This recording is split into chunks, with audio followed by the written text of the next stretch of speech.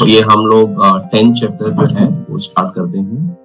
इसका नाम है भगवान श्री भगवान का ऐश्वर्य, the opulence of the absolute. परम का जो परम भगवान है उनका जो विभूतियां हैं बेसिकली उनके विषय में यहाँ पे चर्चा है। तो इसमें कुल मिला के 42 श्लोक हैं। तो 1 से 7 तक के जो श्लोक हैं वो हमारे को बताते हैं कि कृष्ण ही जो है वो हर वस्तु के स्रोत है। और इसके अंदर में बहुत ही इंपॉर्टेंट सेक्शन जो है वो 8 to 11 है, जिसमें कि पूरे के पूरे गीता का जो सार है वो हम समझ सकते हैं इन 4 श्लोकों के द्वारा। इसको चतुर्श्लोकी गीता भी कहा जाता है। और फिर 12 से 18 तक जो है कृष्ण जो है वो अर्जुन की परम स्थिति को स्वीकार करेंगे। यहाँ पे हम देखेंगे कृष्ण की परम स्थिति को अर्जुन जो है वो स्वीकार करेगा। अभी तक अर्जुन ने स्वीकार नहीं किया हुआ है, बट यहाँ पे अब फर्स्ट टाइम जो है अर्जुन भगवान की परम स्थिति को स्वीकार करेगा। और फिर उसके बाद में 19 से 42 तक जो है वो भगवान द्वारा उनकी विभूतियों का जो वर्णन है या भगवान की जो ऑपुलेंस है, कैसे हम भगवान को पहचान सकते हैं, उसके विषय में भी भगवान जो है अपना मत जो है वो प्रकट करेंगे। तो मन को कृष्ण पर केंद्रित करने की अनिवार्यता के साथ में जो 9th चैप्टर था 9.34 जो हम मन मना भव मत भक्तो, उस पे ये चैप्टर जो है वो समाप्त होता है। तो अब 10th चैप्टर में भगवान के ऐश्वर्य का वर्णन होगा कि जिस पर भक्त जो है वो मन केंद्रित कर सकता है। उसमें बताया था मन मना मत भक्तो, कि मुझ पे मन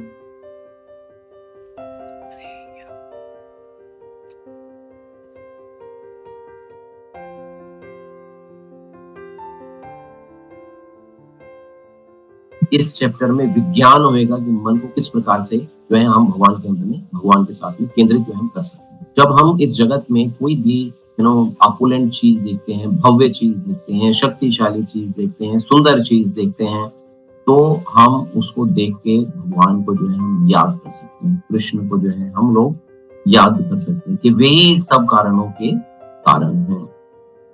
तो 9th चैप्टर के अंदर में निष्कर्ष निकाला कि भगवान की जीव को जो है वो शुद्ध भक्ति जो है वो करनी चाहिए।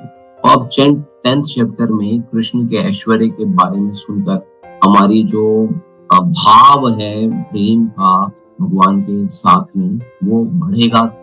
वो हम बढ़ा सकते हैं, वो हम किस प्रकार बढ़ाएंगे। तो 7th चैप्टर में और 9th चैप्टर के अंदर में वर्णन किया गया था कि भगवान की विभिन्न शक्तियां जो होती हैं वो किस प्रकार से कार्यरत होती हैं। और अब 10वें अध्याय में जो भगवान की जो विशिष्ट अभिव्यक्तियां हैं या जो भगवान का ऐश्वर्य है या जिनको भी हम लोग भगवान की विभूतियां बोल रहे हैं, उनका वर्णन जो है, जिसे हम समझ सकते हैं कि भगवान को हम किस प्रकार से भगवान की उपासना करें, भगवान की किस प्रकार से जो है हम पूजा करें। भगवान अर्जुन को ना स्पष्ट शब्दों में कहते हैं, क्योंकि ये सारी रहस्य या ये परम गुह्य ज्ञान जो है या मेरे जो ऐश्वर्य का जो रहस्य है या जो विभूतियां हैं मेरी, मैं इसलिए तुम्हारे को बता रहा हूँ अर्जुन, क्योंकि तुम मेरे प्रिय मित्र हो और इससे तुम्हारे को लाभ होगा। तो ये हमने ऑलरेडी ये 7th और 9th चैप्टर के अंदर भगवान की शक्तियां और भगवान के कार्यों के विषय में ये डिफरेंट श्लोक्स हैं, जो कि 7.8, 9, 10, 11, 12 और फिर 9th चैप्टर के अंदर में 16, 17, 18 और 19 चैप्टर जो है वो भगवान की शक्तियां और उनके कार्यों के विषय में हमारे को बताते हैं। तो चैप्टर 10th का जो पहला श्लोक है उसके अंदर में भगवान कहते हैं कि हे महाबाहु अर्जुन, और आगे सुनो। 9th और 10th चैप्टर के बीच में लास्ट का श्लोक भी जो है वो भगवान ने ही बोला है, मन मना मत भक्तो 9.34। और उसके बाद में ये भी चैप्टर जो शुरू हो रहा है वो कंटिन्यूएशन में चल रहा है। तो हमारे आचार्यों ने उनको अलग अलग चैप्टर्स के नाम देकर उनको संबोधित किया। अदरवाइज कंटिन्यूएशन टॉक जो है बिटवीन कृष्णा एंड अर्जुना जो है वो चल रहा है। तो ये भगवान यहाँ पे कह रहे हैं कि हे महाबाहु अर्जुन, आगे सुनो, क्योंकि तुम मेरे प्रिय सखा हो, अतः मैं तुम्हारे लाभ के लिए ऐसा ज्ञान प्रदान करूंगा जो अभी तक मेरे द्वारा बताए गए ज्ञान से श्रेष्ठ होगा। आपको ध्यान होगा जब हमने 9th चैप्टर प्रारंभ किया था तो उसमें हमने बताया था कि ये ज्ञान जो इसमें भगवान जो बता रहे हैं ये सबसे परम ज्ञान है ना? और भगवान ने भी इस चीज को एडमिट किया कि हाँ, मैं जो तुम्हारे को ये जो मैं इस समय ज्ञान तुम्हारे को बताने के लिए जा रहा हूँ, this is the most confidential ज्ञान। तो अब यहाँ पे भगवान कह रहे हैं कि अभी तक मेरे द्वारा बताए गए ज्ञान से श्रेष्ठ होगा। ये तो कॉन्ट्रडिक्शन हो गया भगवान की बात का ही 9th और 10th चैप्टर के अंदर। एक्चुअली क्या है कि 9th चैप्टर के अंदर में भगवान ने जो अपने विषय में जो बताया वो 10th चैप्टर के अंदर में उसको और फर्दर इलाबोरेट या डिस्क्राइब करें। So that was better and this is better in best. This chapter is better in best. तो यहाँ पे और फर्दर डिस्क्राइब करेंगे। इसलिए ये चैप्टर के अंदर में भी भगवान ये बोल रहे हैं कि अभी तक मेरे द्वारा बताए गए ज्ञान से श्रेष्ठ इसलिए होगा क्योंकि मैंने अभी तक जो बताया है वो ज्ञान था। अब इस अध्याय के अंदर में मैं जो आपको बताने जा रहा हूँ वो विज्ञान है, तो उसको समझने का प्रयास करो। तो चैप्टर 9 में कृष्ण ने कहा कि मुझसे प्रेम करो, तो लेकिन हम लोग प्रेम कैसे करें भगवान के साथ में? तो भगवान ने बताया कि सदैव मेरा चिंतन करो। तो कैसे चिंतन करना है ये हम 10th चैप्टर से जानेंगे कि ये चिंतन जो है भगवान का किस प्रकार से किया जा सकता है। ये सब अर्जुन को इसलिए बताया जा रहा है क्योंकि अर्जुन जो है भगवान का मित्र है, सखा है, भगवान का एक सुंदर भक्त है। तो कृष्ण अपनी महानता के विषय में अर्जुन को बता रहे हैं कि उनके प्रति कैसे प्रेम बढ़ाया जाएगा। हम गीता भी इसलिए पढ़ रहे हैं कि हमारी गीता को पढ़ने का जो हमारा पर्पस है वो यही है क्योंकि हम लोग चाहते हैं कि हमारा कृष्ण के प्रति प्रेम बढ़े, हम उनके विषय में जान पाए, उनसे जो हम कोई अपना संबंध जो है वो स्थापित कर पाए। तो ये भगवत गीता हम पढ़ भी इसीलिए रहे हैं ताकि हमारे को जब हम किसी के विषय में सुनते हैं तभी तो प्रेम जागृत होएगा ना। कृष्ण ने अभी स्थापित किया कि उनकी भक्ति जीवन का जो है वो लक्ष्य होना चाहिए। और अब भगवान अपने ऐश्वर्य की चर्चा करेंगे। तो कृष्ण के ऐश्वर्य को जानने से कि कैसे भक्ति बढ़ती है, तो आप एक छोटा सा एग्जाम्पल हम लोग इसको एग्जाम्पल के थ्रू समझ सकते हैं कि आपका जैसे कोई मित्र है आपके साथ में स्कूल में कॉलेज में पढ़ा हुआ है और उसके बाद में आपको कुछ समय के बाद में आपको पता चलता है कि वो व्यक्ति जो है बहुत he has established a very big business, बहुत बड़ा वो टाइकून बन गया हुआ है, बिजनेसमैन बन गया हुआ है और उसका बहुत ही ऐश्वर्यमय जीवन है और उसका बहुत आगे पीछे लोग घूम रहे हैं और बहुत बड़ा like you can say Ambanis हो गए या और दूसरे लोग हो गए, उस टाइप का व्यक्ति बन गया। तो जब आपको पता चलता है कि ये तो मेरा मित्र है ना, तो आपका एकदम जो भाव है जो प्रेम है वो उसके प्रति जो है जागृत जो है वो हो जाता है। बड़ा नेचुरल सा है जब हमारा किसी के साथ में हम किसी को जानते हैं और हमारे को पता चलता है उसके विषय में, तो हमारा प्रेम जो है हमारी श्रद्धा जो है वो उसके साथ में जो है वो बढ़ जाती है। तो इसी प्रकार से जब हम फिर लोगों को भी बताते हैं कि देखो ये मेरा मित्र है, ये मेरे साथ में पढ़ता था या आज देखो ये कितना बड़ा व्यक्ति बन गया, लेकिन अभी भी मेरे साथ में इसका प्रेम का संबंध जो है ना वो बना हुआ है।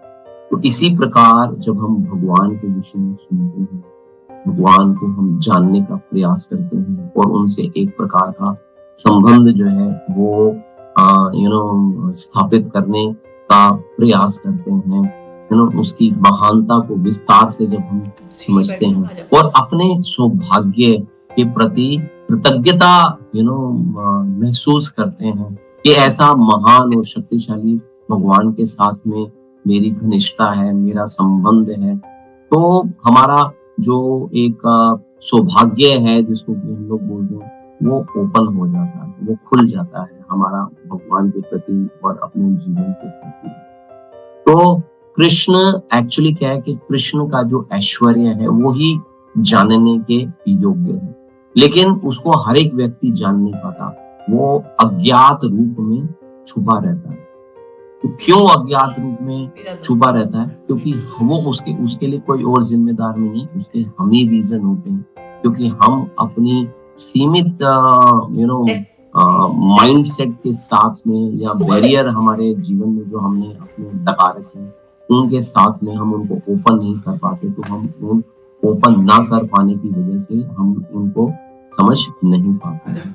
तो भगवान पाराशर मुनि ने भगवान के ऐश्वर्य की जो व्याख्या की है, उसमें बताया है उन्होंने कि भगवान कौन है? कि भगवान जो संपूर्ण शक्ति से पूर्ण है, संपूर्ण यश से पूर्ण है, संपूर्ण धन से पूर्ण है, जिसके पास धन की कोई कमी नहीं है, जिसके पास ज्ञान की कोई कमी नहीं, जिसके पास सौंदर्य की कोई कमी नहीं, जिसके पास वैराग्य या त्याग की कोई कमी नहीं। ये 6 गुण भगवान के विषय में उन्होंने बताए कि शक्तिशाली हैं और यशमान है, धनवान है, ज्ञानवान है, सौंदर्यपूर्ण है और त्याग या वैराग्य का भाव जिसके अंदर में पूर्ण रूप से है। जिस व्यक्ति के अंदर में 6 गुण होंगे वही केवल जो है वो भगवान माना जा सकता है।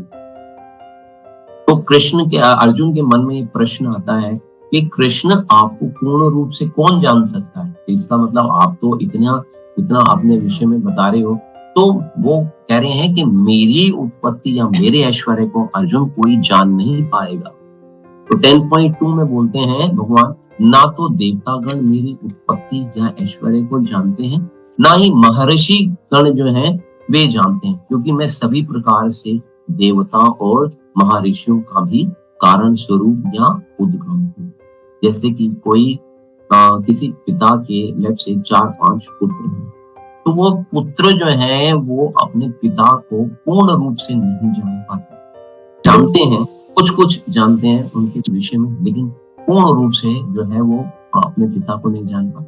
लेकिन पिता जो है वो अपने पुत्रों के विषय में सब कुछ जानते हैं, चाहे उसके 4 पुत्र हैं, चाहे उसके 5 पुत्र हैं, चाहे उसके 10 पुत्र हैं, वो सबके विषय में जानते हैं। तो ऐसे ही भगवान जो है हम सबके विषय में जानते हैं। ब्रह्म संहिता के अंदर में ब्रह्मा जी कहते हैं कि भगवान कृष्ण ही परमेश्वर है, उनसे बढ़कर कोई नहीं है, वे समस्त कारणों के कारण है। ईश्वर परम कृष्णा सच्चिदानंद विग्रह अनादिर आदिर गोविंद सर्व कारण ये भगवान कृष्ण ही है जो सब कारणों के कारण है।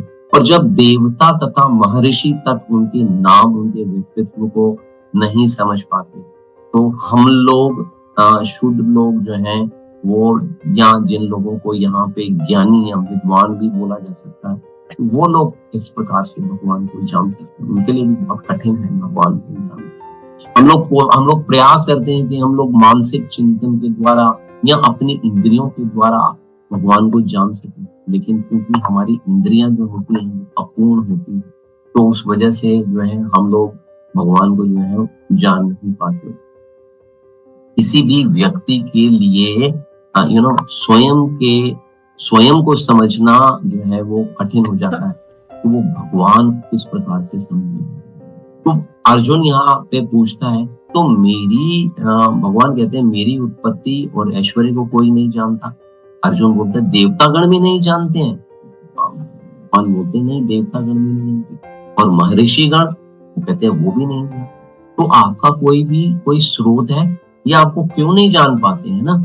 तो भगवान कहते हैं कि मेरा कोई स्रोत नहीं है, मैं अजन्मा हूँ, मैं अनादि हूँ, मैं समस्त लोगों का परमेश्वर हूँ। तो भगवान ये कह के अर्जुन को संबोधित करते हैं इस श्लोक के अंदर में कि मैं, ये अपने गुण बताते हैं कि मेरे को किस प्रकार से आप जान पाओगे। जो मुझे अजन्मा अनादि समस्त लोगों का स्वामी के रूप में जानता है, मनुष्यों में केवल वही मोहरहित और समस्त पापों से मुक्त हो जाता है। तो भगवान बता रहे हैं कि ये 3 गुण हैं इनके अंदर, कि वो अजन्मा है, अनादि है और समस्त लोगों के स्वामी है। तो अब मन में विचार आता है कि कृष्ण तो जो है वो हमने सुना है कि वो तो वसुदेव और देवकी के पुत्र हैं, इस रूप में वो जाने जाते हैं। तो अजन्मा किस प्रकार से हो गए? तो श्रीमद् भागवतम हमें बताती है, जब हम उसको पढ़ते हैं के देवकी और वसुदेव के समक्ष में इस समय कृष्ण जो है वो शिशु रूप में ना प्रकट हुए थे। वो अपने आदि रूप में ही प्रकट हुए थे, लेकिन उनकी वसुदेव और देवकी जी की रिक्वेस्ट पे वो उन्होंने एक सामान्य शिशु के रूप में अपना रूप जो है वो अपने आप को उस रूप के अंदर में ढाला, या उस रूप को उन्होंने अपने प्रेजेंट किया, है ना। तो ये जो 3 विशेषताएं हैं, ये केवल कृष्ण के अंदर ही नहीं है। अजन्मा, अनादि और समस्त लोगों का जो स्वामी है, ये जो 3 गुण है, ये केवल और केवल जो है वो कृष्ण के अंदर है।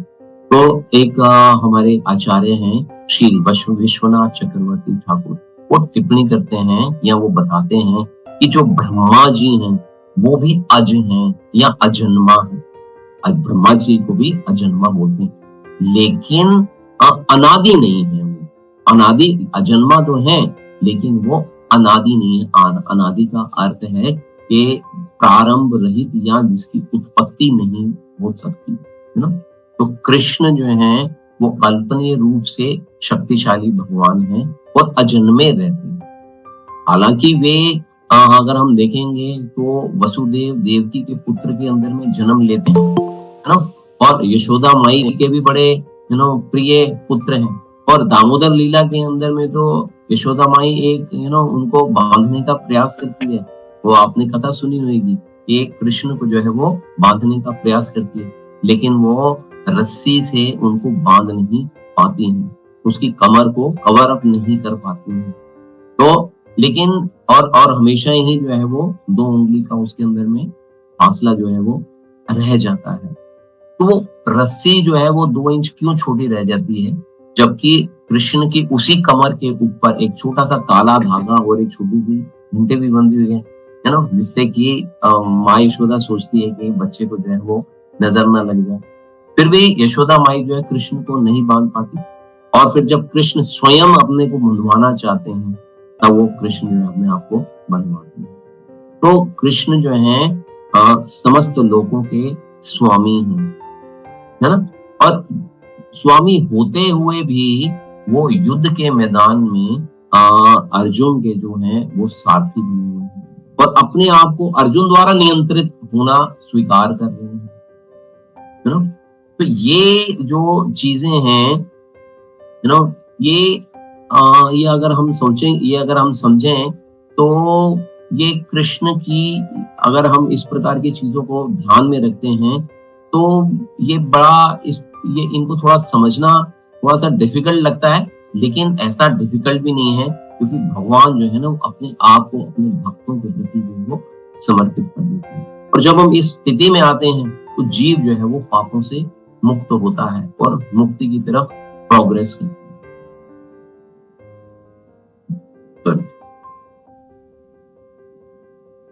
ये चीजें हम लोग कैसे जान सकते हैं? ये हमारे को केवल कृष्ण के द्वारा या उनके भक्तों के साथ में जब हम जुड़ जाते हैं तो हमारे को कृष्ण की अकल्पनीय जो शक्ति है उसके विषय में जब सुनते हैं तब हम पापों से मुक्त हो जाते हैं और मुक्ति जो है वो प्राप्त करते हैं।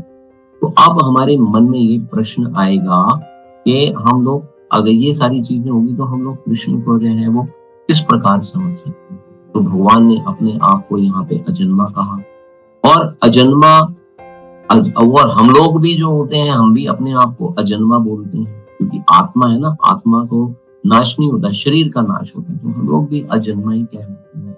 लेकिन भगवान के अजन्मा होने में और जीवात्मा के अजन्मा होने के अंदर में अंतर रहता है, क्योंकि जीवात्मा या हम जो है ना वो हम भौतिक आसक्तियों से या इच्छाओं के कारण जो है ना वो हम जन्म लेते हैं और मृत्यु होती है। जन्म मृत्यु जरा व्याधि का जो चक्र है ये हमारा चलता रहता है, और हम लोग जो है वो एक्सटर्नल एनर्जी के प्रभाव में शरीर बदलते रहते हैं, जबकि भगवान अजन्मा है और अजन्मा होके भी वो प्रकट होते रहते हैं, और वो अपनी अंतरंगा शक्ति या इंटरनल एनर्जी जो बोलते हैं वो उसकी एनर्जी की वजह से ये चीज होती है। क्योंकि भगवान का जो शरीर रहता है, जैसे हमारा शरीर है वो परिवर्तित होता रहता है, हर जन्म के अंदर में हमारे को एक डिफरेंट शरीर जो है वो प्राप्त होता है, लेकिन भगवान का जो शरीर होता है वो दिव्य है ना, और वो अपरिवर्तित है। तो हम लोग जो हैं जैसे-जैसे भगवान के विषय में जैसे-जैसे हम सुनते हैं, वैसे-वैसे हमारी भक्ति जो है वो रमती रहती है, या भगवान के विषय में हमारा प्रेम जो है वो बढ़ता रहता है। इसके लिए रुक्मिणी महारानी जी का बहुत सुंदर एक उदाहरण आता है कि रुक्मिणी महारानी ने जब वो अपने पिता के घर में थी, तो उन्होंने कृष्ण के, जब कोई ना कोई आता रहता था, कोई संदेशवाहक जो था, तो वो कृष्ण की आपुलेंस या कृष्ण के विषय में चर्चा करता रहता था। तो रुक्मिणी महारानी जी जो है वो भी सुनती थी कृष्ण के विषय के अंदर में, उनको भी बहुत सुनते रुक्मिणी महारानी को भगवान से जो है वो प्रेम हो गया।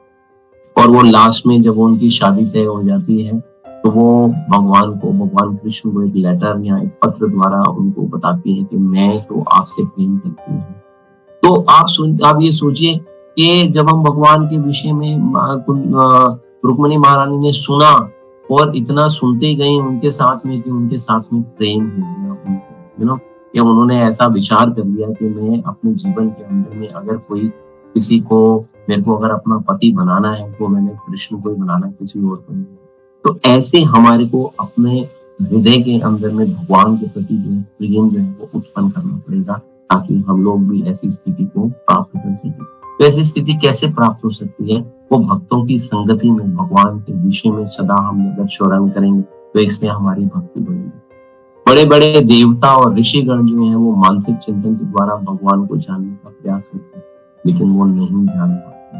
वास्तव में हम जो है सच्चिदानंद रूप जो कृष्ण को हम लोग तभी समझ पाएंगे, जैसे कि हम लोग अभी भगवद गीता पढ़ रहे हैं, श्रीमद् भागवतम को अगर हम पढ़ें, तो भगवान को जानने का या उनकी दिव्य स्थिति को अगर हम जानने का प्रयास करेंगे, तभी ये चीजें जो है वो संभव हो पाएंगी।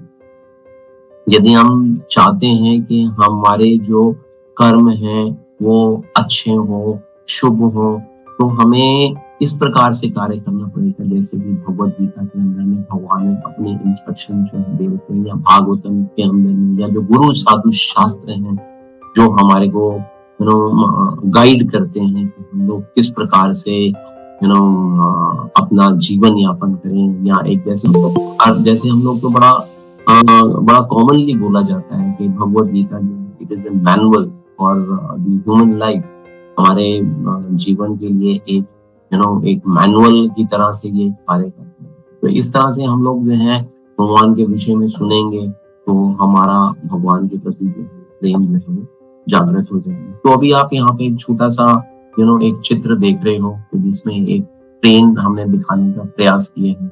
एक इंजन है, 3 बोगी जो है उसमें लगी हुई हैं। तो जो तीसरी बोगी आपको दिख रही है, तो इसको कौन खींच रहा है, बता सकते हैं आप? जो तीसरा डब्बा है उसको कौन खींच रहा है?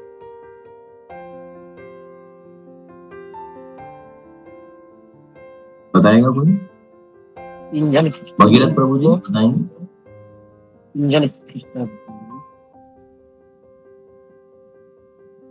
इंजन जो है वो इसको तीसरे डब्बे को नहीं खींच रहा। तीसरा डब्बा जो है वो सेकंड वाले डब्बे के साथ में अटैच है। तो सेकंड वाला डब्बा जो है ना, वो उसको खींच रहा है, और सेकंड वाले डब्बे को पहला वाला डब्बा खींच रहा है, और पहले वाले डब्बे को जो है वो इंजन जो है वो खींच रहा है।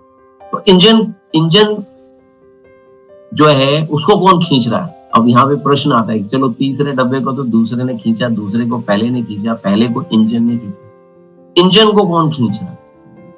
तो अब यहाँ पे हमारे को ये समझना है कि इंजन के पास अपनी एनर्जी जनरेट करने का सोर्स है। इंजन को कोई भी नहीं खींचता। इंजन के पास में अपनी स्वयं की एनर्जी जनरेट करने का सोर्स है। तो इसी प्रकार से भगवान को कोई सोर्स नहीं, भगवान अपनी एनर्जी से चलते हैं।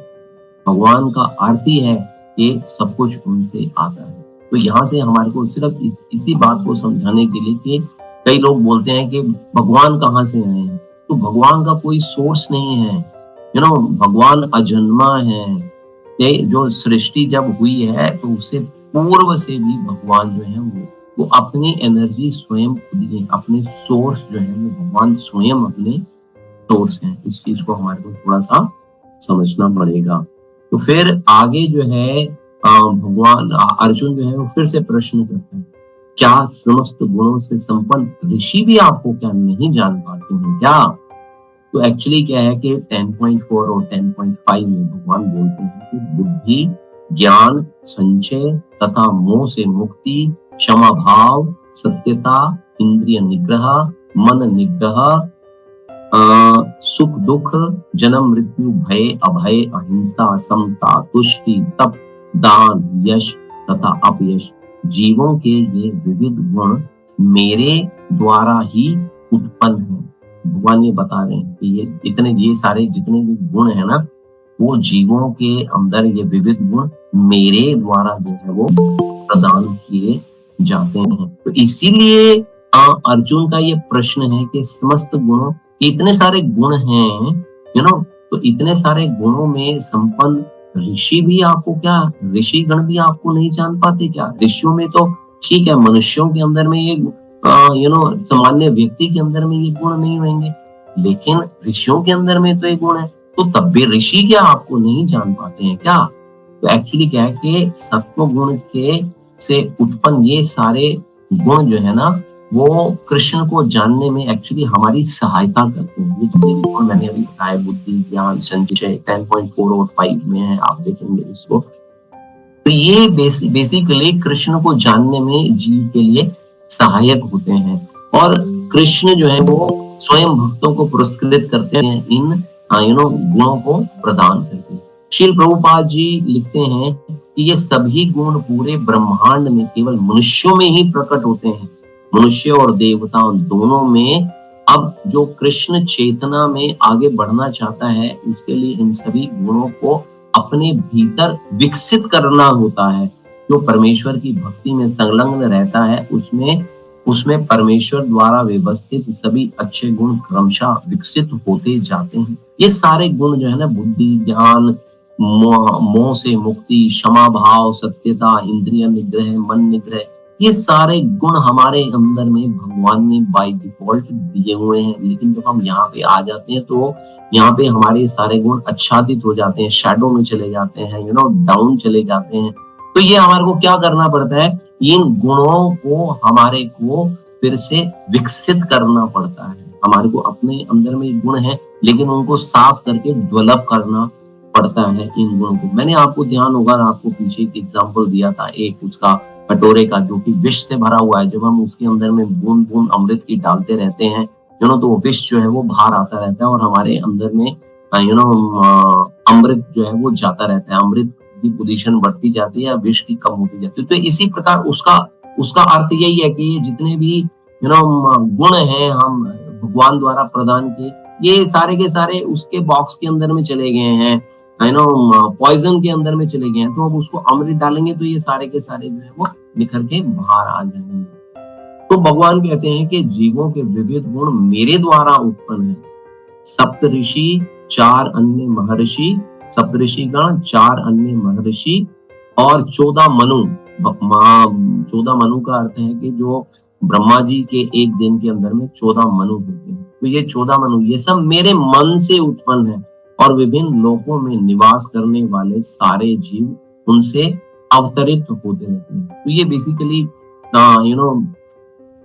25 अभिव्यक्तियां हैं भगवान की, जहाँ 25 ऐसे मेन जीव हैं जिनसे कि बाकी की सारी सृष्टि की वो रचना जो है वो चलती रहती है।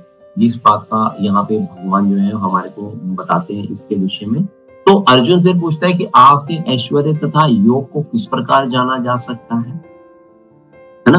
तो 10.6 के अंदर में बताते हैं, सप्तऋषि, 4 अन्य महर्षि, 14 मनु, ये सब मेरे मन से उत्पन्न होते हैं, और विभिन्न लोकों में निवास करने वाले सारे जीव उनसे अवतरित होते हैं। और 10.7 में बोलते हैं, जो मेरे इस ऐश्वर्य तथा योग से पूर्णतः आश्वस्त है, वह मेरी अनन्य भक्ति में तत्पर होता है, इसमें तनिक भी संदेह नहीं है। तो यहाँ पे भगवान बता रहे हैं कि किस प्रकार से मेरे ऐश्वर्य योग को जाना सकता है, एक अनन्य भक्ति के द्वारा जो है इसको जाना जा सकता है। सामान्य लोग जो हैं वो इतना तो जानते हैं कि ईश्वर जो है वो महान है, किंतु यू नो ये लेकिन जानने के बावजूद भी कि भगवान कितने महान हैं, वो समझ नहीं पाते उनकी महानता। भगवान के ऐश्वर्य को ठीक से समझ नहीं पाते हैं। बोलो, ठीक से समझने के लिए क्या करना पड़ेगा? ठीक से समझने के लिए शरणागत होना पड़ेगा, शरणागत हुए बगैर या अपने आप को समर्पित किए बगैर ये चीज जो है, क्योंकि ये आध्यात्मिक ज्ञान है, तो ये ऐसे समझ में आने वाला नहीं है। जब मनुष्य को इन चीजों में एक दृढ़ विश्वास, एक अटूट विश्वास या श्रद्धा जो है वो जागृत हो जाएगी, तो उससे क्या होएगा? तो उससे श्रद्धा जो है ना वो हमारी बढ़ेगी और हम लोग संशय रहित हो गए, बिना किसी संशय के हम भगवान को जो है वो एक्सेप्ट करेंगे और भक्ति कर सकते हैं। Now this is the most important part of this chapter. चतुर श्लोकी गीता इसको बोला जाता है। इसके अंदर में 4 मात्र श्लोक हैं।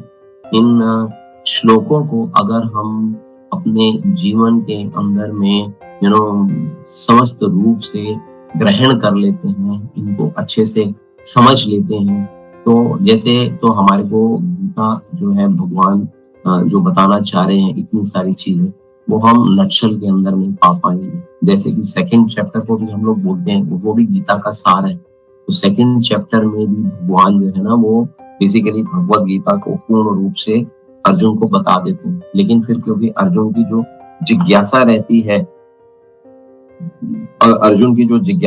उस जिज्ञासा को पूर्ण करने के लिए भगवान जो है फिर वो आगे फर्दर जो है भगवत गीता को इलाबरेट जो है वो करते रहते हैं। तो इसमें जो 4 श्लोक हैं 8 से 11 तक, उसमें सबसे पहले भगवान बोलते हैं, अहम सर्वस्य प्रभवो मतः सर्वं प्रवर्तते इति मत्वा भजन्ते मां बुधा भाव समन्विता, कि मैं समस्त आध्यात्मिक तथा भौतिक जगतों का कारण हूँ, प्रत्येक वस्तु में बीज से उद्भूत है। जो बुद्धिमान यह भली भांति जानते हैं, वे मेरी प्रेमा भक्ति में लगते हैं तथा हृदय से पूरी तरह मेरी पूजा में तत्पर होते हैं।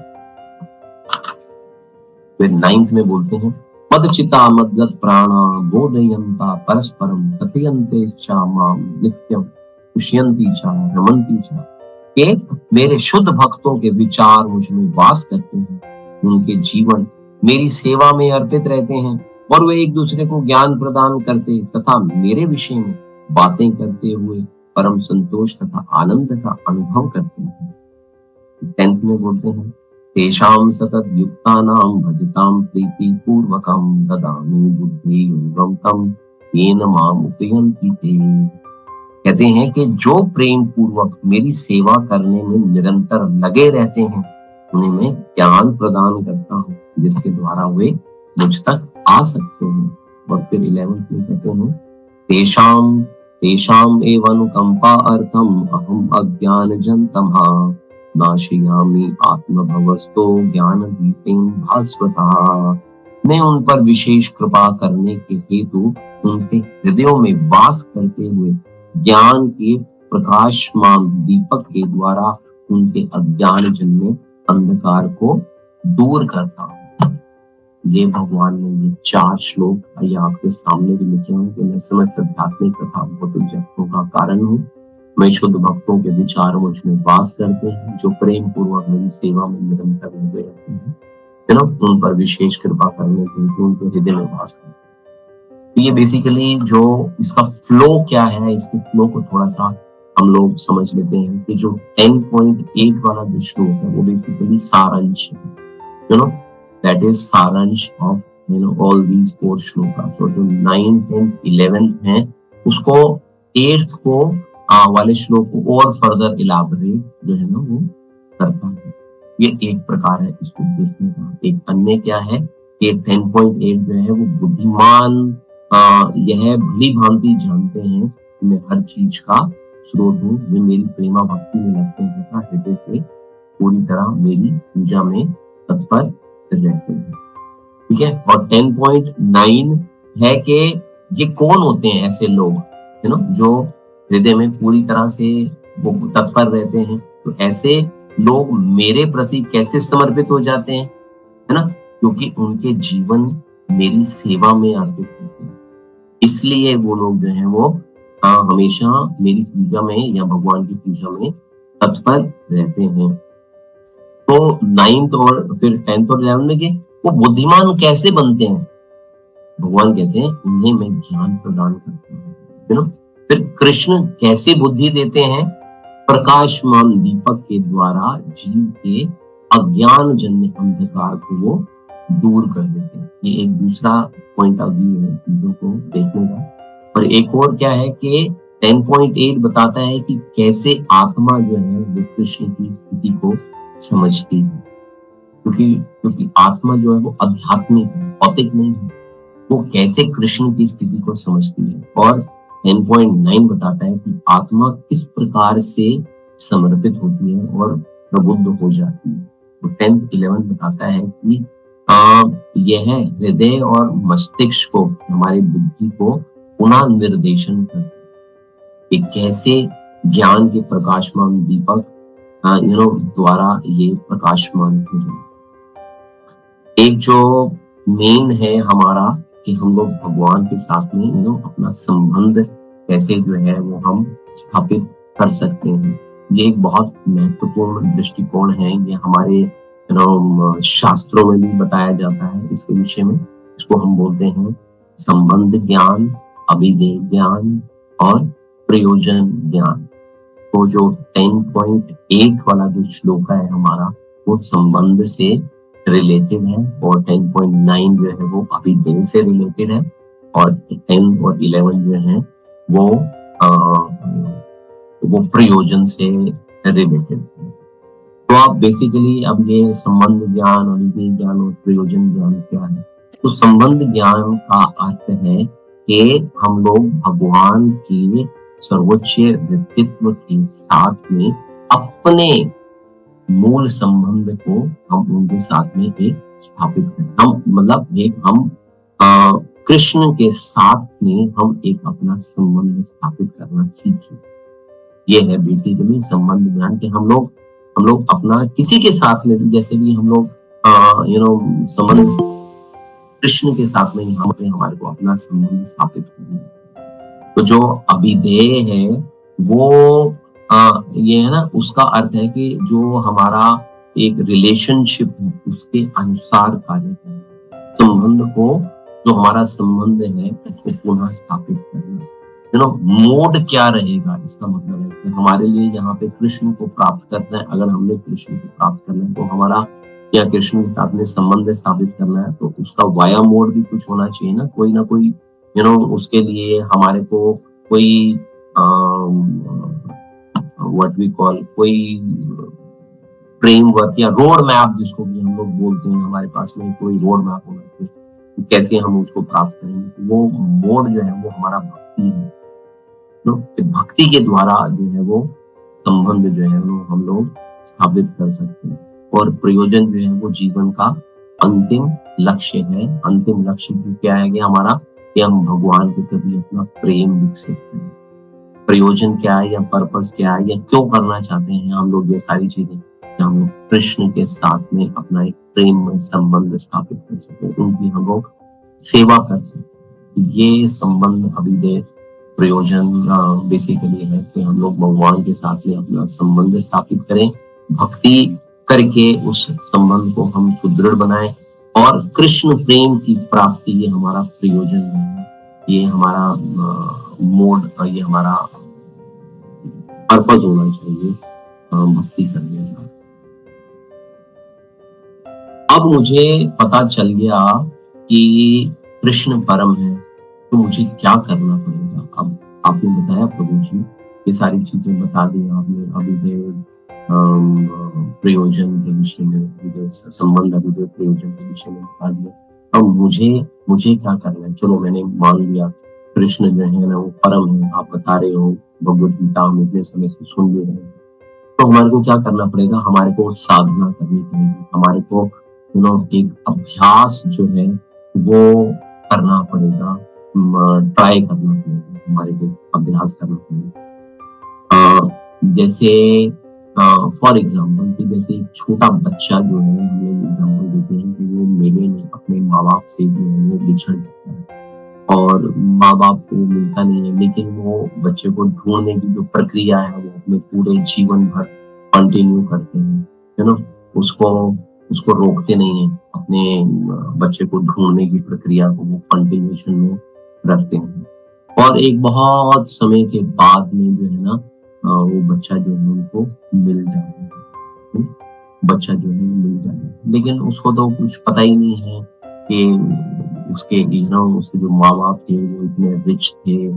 वो वो एक बड़ी अजीब-सी परिस्थितियों के अंदर में अपना जीवन यापन करता है। तो ऐसे में जो पेरेंट्स जिनके जिसका भी बच्चा वो खो गया था, वो लोग क्या कर रहे थे? तो सबसे पहले कर रहे थे, खोज कर रहे थे, ना उसको ढूँढ रहे थे, निरीक्षण कर रहे थे कि कहाँ पे हमारा बच्चा जो है ना वो हमारे को प्राप्त हो पाएगा। और फिर जब वो अगर वो उसको उनको जब वो बच्चा मिल जाता है, बहुत प्रयासों के बाद में एक बच्चा जो उनको मिल जाता है, बड़ी उम्र हो चुकी है, वो लेकिन उसको कोई भी चीज़ याद नहीं है, तो पेरेंट्स क्या करते हैं, तो पेरेंट्स उसको ना कुछ पुरानी चीज़ें दिखाते हैं, उसके बचपन की चीज़ें दिखाते हैं, उसको याद दिलाते हैं, उसको उस मेले की याद दिलाते हैं और दूसरी चीज़ें दिखाते हैं, जिससे कि वो उसकी बेसिकली एक जिसको कि बोलते हैं कि एक उसकी याददाश्त जो है, जो खोई हुई याददाश्त है, वो चिकित्सा के द्वारा वो उसको वापसी आ सके।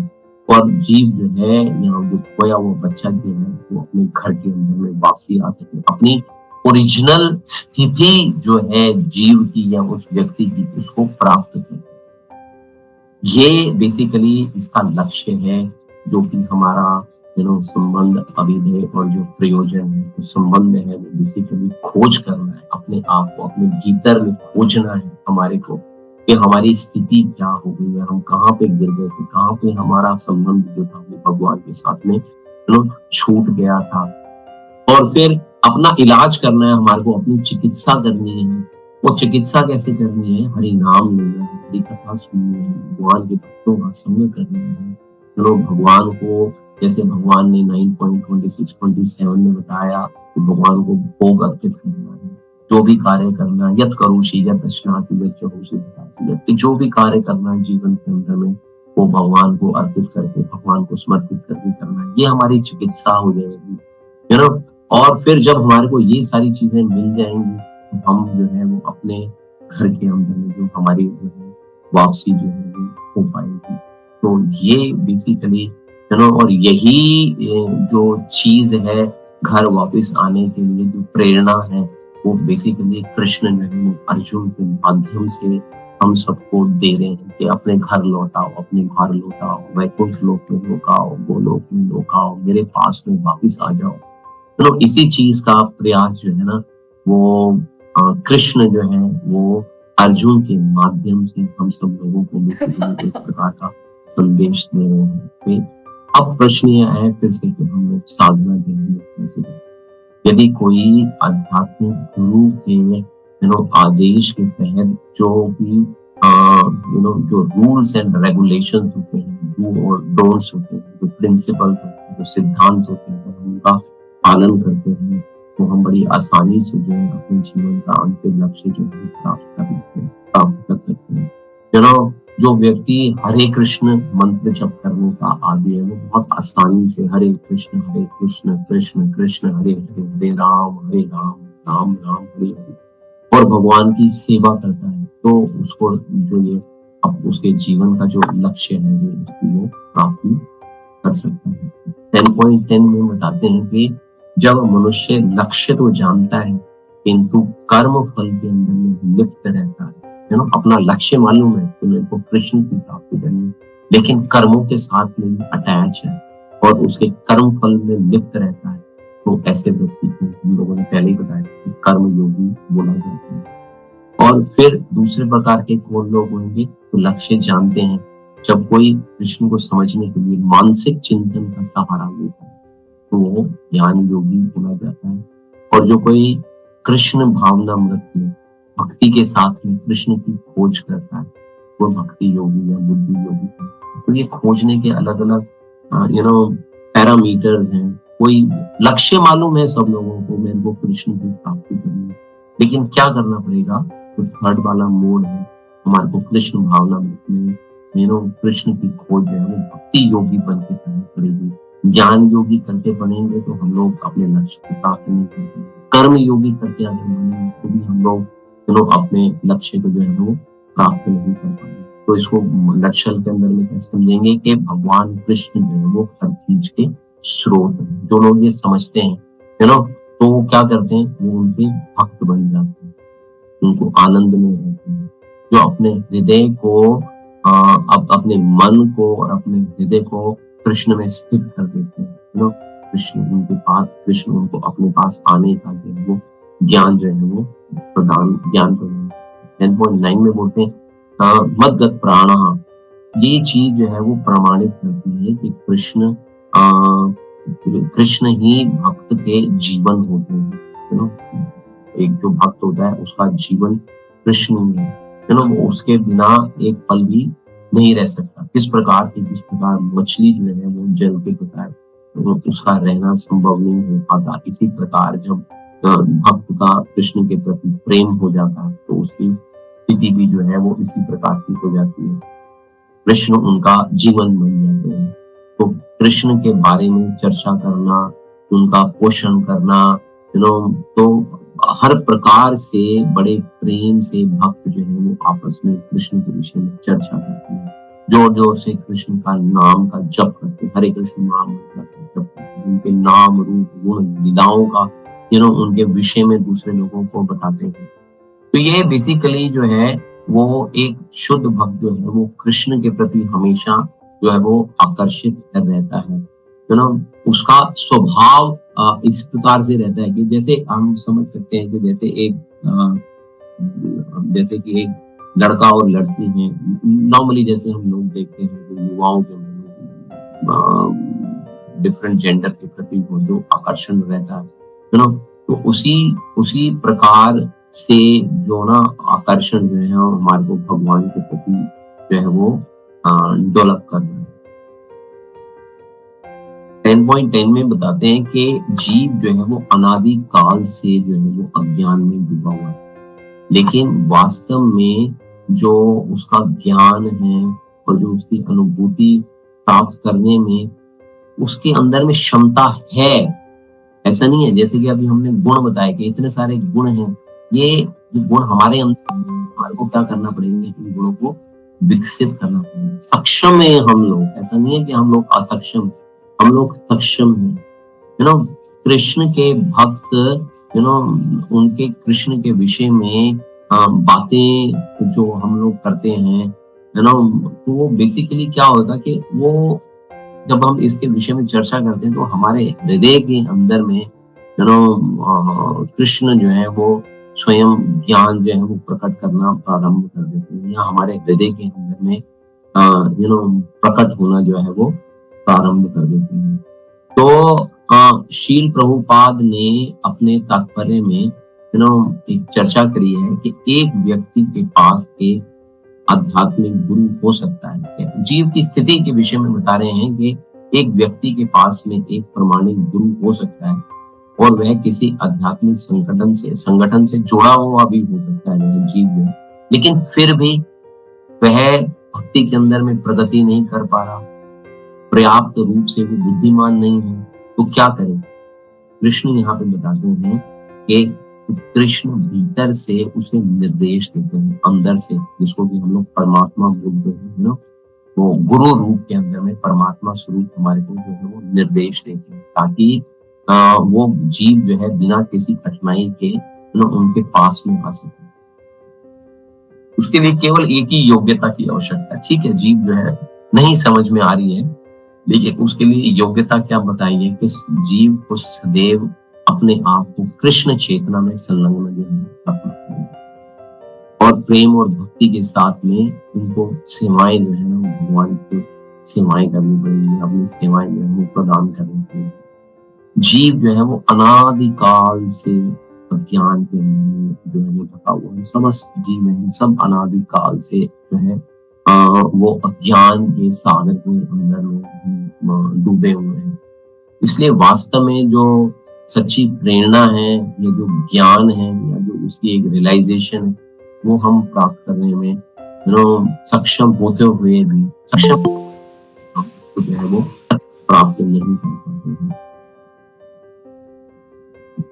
तो 10.11 में ना शील विश्वनाथ चक्रवर्ती ठाकुर कृष्ण की खोज वो इस प्रकार समझाते हैं। वो कहते हैं कि मैं आत्म भावस्त हो जाता हूँ, जैसे कि कमल के घेरे के अंदर मधुमक्खी की तरह मैं भक्त के भाव में नित्य स्थित हो जाता हूँ। भगवान बता रहे हैं मैं अपनी दिव्यता को व्यक्तिगत रूप में मैं अपने गुणों को उनमें प्रकट करता हूँ। मतलब कृष्ण जो है अपने गुणों को जीव के अंदर में प्रकट करते हैं, और इन गुणों के ज्ञान के चमकते दीपक के साथ मैं उनके अनादि कर्म, जो कि हमारे पुराने कर्म हैं, प्रारंभिक कर्म के अज्ञान के अंधेरे को मैं नष्ट कर देता हूँ। भगवान बता रहे हैं जीव के अंदर में मैं जीव के हृदय में बैठता हूँ और उनके जो अज्ञानता है उसको मैं नष्ट कर देता हूँ, जो सत्य को बाधित करती है, जो सत्य को बांध के रखती है,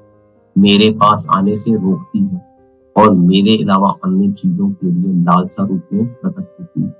भगवान कह रहे हैं कि मैं ये कारण है, लेकिन मैं क्या करता हूँ, मैं जीव के हृदय में वास करता हूँ।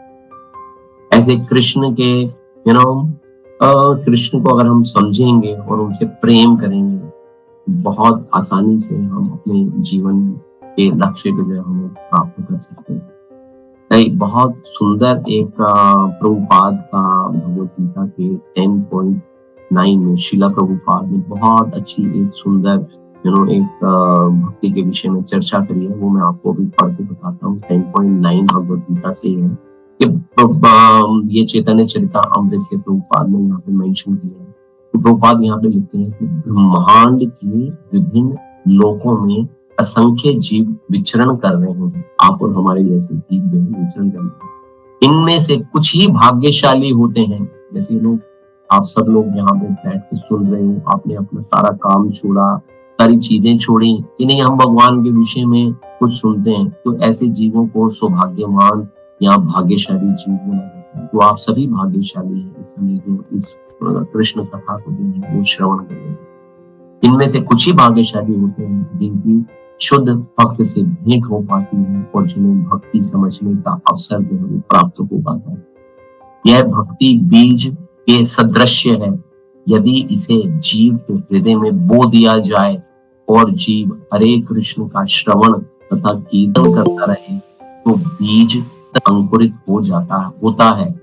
जिस प्रकार नियमित सींचते रहने से बीज फलता है, उसी प्रकार भक्ति रूपी आध्यात्मिक पौधा क्रमशः बढ़ता रहता है, जब तक वह ब्रह्मांड के आवरण को भेद कर ब्रह्म ज्योति में प्रवेश नहीं कर जाता। ये एक स्थिति रहती है ना, ब्रह्म ज्योति, हमने आपको बताया था ना, ब्रह्म ज्योति, परमात्मा और भगवान। तो ये एक स्थिति है जहाँ पे ब्रह्म ज्योति एक पॉइंट है बेसिकली भक्ति में प्रगति करने का। लेकिन जो भक्त लोग हैं वो इसके अंदर लीन नहीं होना चाहते। लेकिन यहाँ पे बता रहे हैं कि ब्रह्म ज्योति के स्तर तक पहुंच जाता है।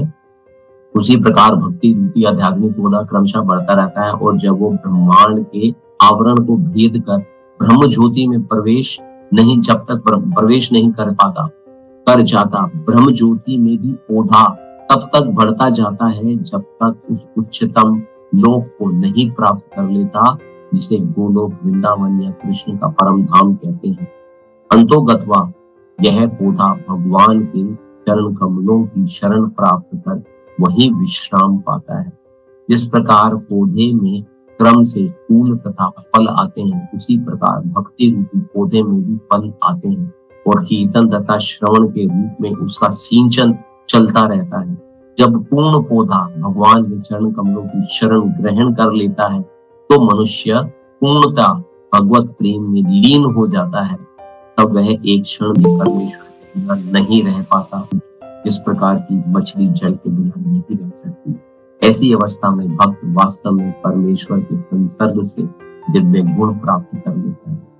बहुत सुंदर ये प्रभुपाद में ये 10.9 के अंदर में ये डिस्क्रिप्शन दी हुई है कि भक्ति रूप बेसिकली जब हम साधन भक्ति प्रारंभ कर देते हैं तो एक भक्ति रूपी जो बीज है वो हमारे अंदर में अंकुरित हो जाता है।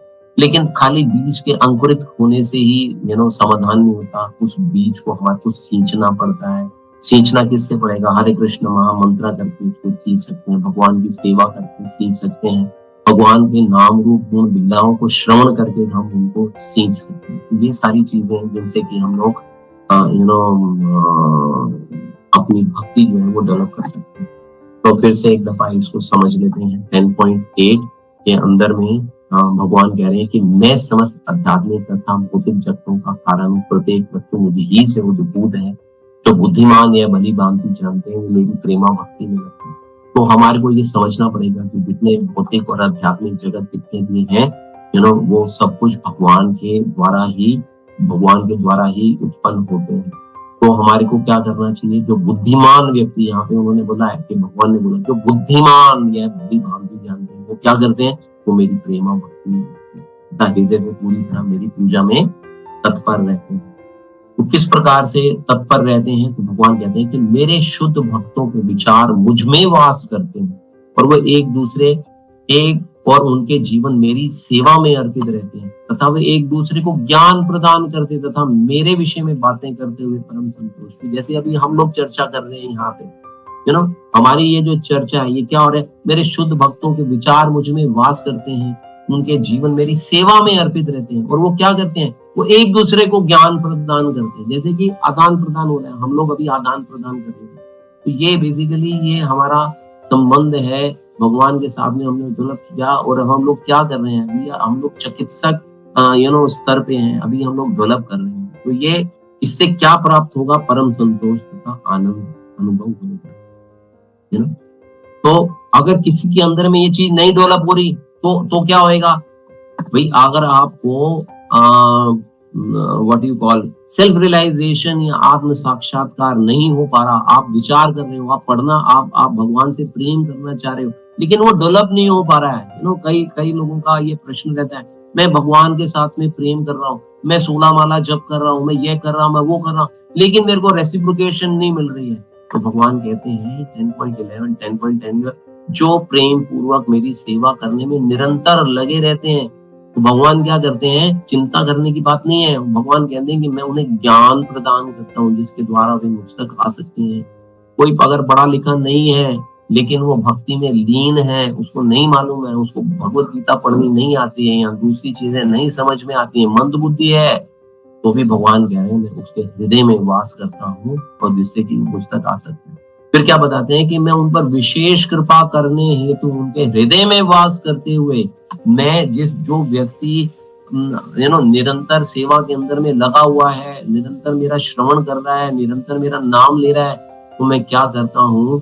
उसके हृदय में वास करते हुए प्रकाशमान दीपक के द्वारा उसके अज्ञान जन्य अंधकार को दूर करता हूँ। उसने पास्ट में कुछ भी किया है, I don't consider at all, I simply what I do, मैं उनके जीवन के अंधकार है, जो अज्ञानता है, जो चीजें ब्लॉक कर रही हैं, जो लिमिटेड बैरियर हमने लगा रखे हैं अपने जीवन के अंदर, भगवान कहते हैं अपने हृदय में, जीव के हृदय में मैं वास करता हूँ और उसको दूर करता हूँ। हमारे हृदय के अंदर में कई दफा हम लोगों ने अनुभव किया होगा, आप सब लोग भक्त लोग हो, आप सब लोगों ने अनुभव किया होगा कि हमारे अंदर से एक आवाज आती है, लेकिन हम उस आवाज को क्या कर देते हैं? हम उसको हम लोग बिठा देते हैं।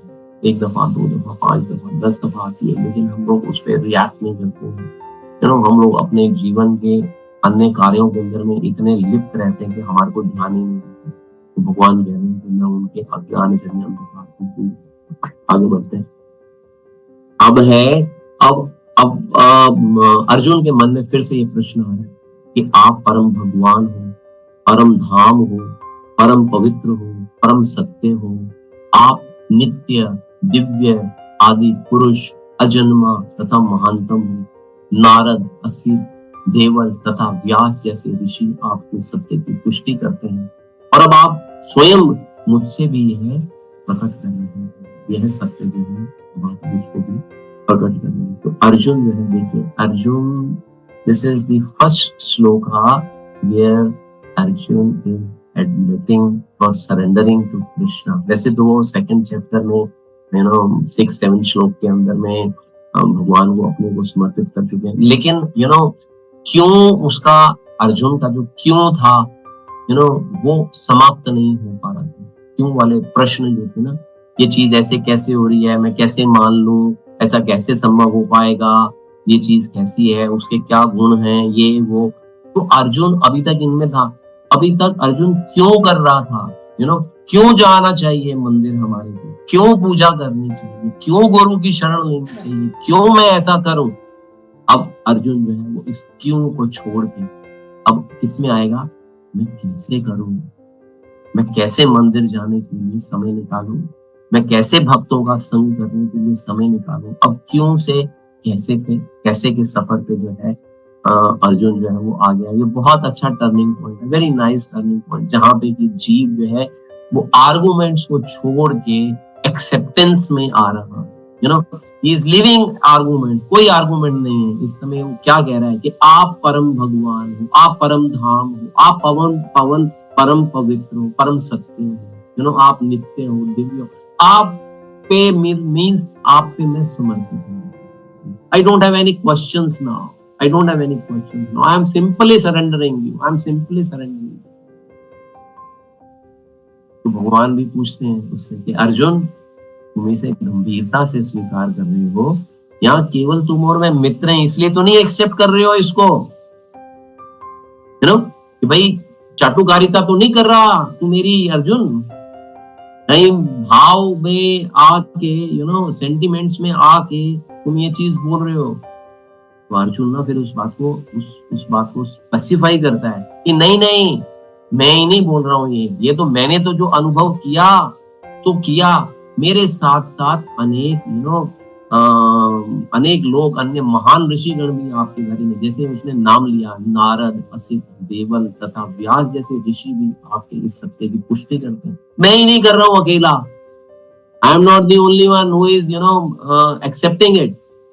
दूसरे भी ऋषिगण हैं जो इस बात को मान रहे हैं, आपकी महानता मान रहे हैं, और आप मुझे स्वयं अपने गुरु के रूप में भी यही चीज बता रहे हैं। अर्जुन, तुम्हारे को ये सब कुछ एक्सेप्टेबल है, पूर्ण रूप से मान रहे हो ना, 100% मान रहे हो ना, 50-50 तो नहीं मान रहे हो ना, ऐसा तो नहीं सोच रहे हो कि हाँ मैं कुछ अभी तक 10 चैप्टर के अंदर में 5 चैप्टर मेरे को समझ में आ गए, 5 चैप्टर मेरे को समझ में नहीं आए, तो आधा ही भगवान को मैं मान रहा हूँ, आधे भगवान को मैं नहीं मान रहा हूँ, ऐसा तो नहीं मान रहे हो। पूरे के पूरे 10 चैप्टर जितने सुन लिए पूरे के पूरे एक्सेप्टेबल है ना आपको। कोई चैप्टर ऐसा तो नहीं है जिसमें आप बोल रहे हो कि हाँ जी ये मेरे को समझ में नहीं आया था इसलिए मैं इसको नहीं इसलिए मैं आपको उतना वाला पार्ट 10 चैप्टर पढ़े हैं, 10 पॉइंट्स में से 100 पॉइंट्स हो गए, 100 पॉइंट्स में से मेरे को 2 चैप्टर समझ नहीं आए, मैं कृष्ण आपको 80% मान रहा हूँ, 20% नहीं मान रहा हूँ, या मैं 30% मान रहा हूँ, 70% नहीं मान रहा हूँ, तो ऐसा तो नहीं है, पूर्ण रूप से एक्सेप्ट कर रहे हो ना। तो यहाँ पे बोलते हैं कि हे कृष्ण, आपने मुझसे जो कहा मैं उसे पूर्ण सत्य मानता हूँ।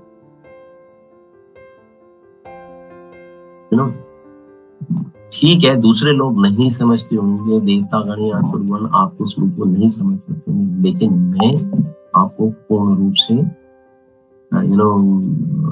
एक्सेप्ट कर रहा हूँ। तो 10.13 और 10.14 में बोलते हैं कि यहाँ अर्जुन